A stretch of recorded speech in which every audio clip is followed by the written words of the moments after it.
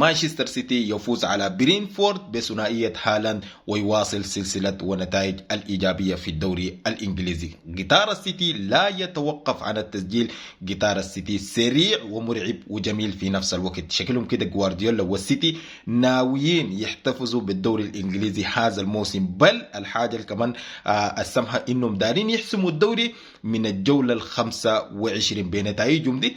أنا شكلي غايته ما مرشح أي فريق تاني غير السيتي في الفوز بالدوري الإنجليزي. السؤال الأهم واللي بيطرح نفسه، من يوقف قطار السيتي في الدوري الإنجليزي؟ يعني قطار السيتي قطار داخل قطار، يعني السيتي ده كوم تاني وغوارديولا كوم تاني وهالاند كوم تاني خالص. يعني إذا أنت داير توقف انتصارات السيتي لازم توقف هالاند من تسجيل الأهداف، ولازم توقف غوارديولا من افكاره وتكتيكاته وكده. يعني ما تعرف توقف منه الفريق كله ولا حالا من التسجيل ولا بيب جوارديولا.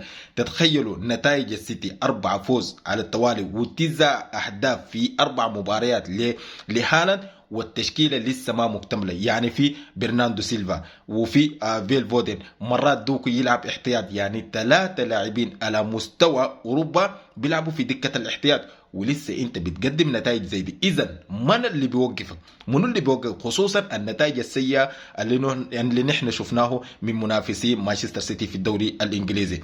محسومه الدوري الانجليزي لمانشستر سيتي.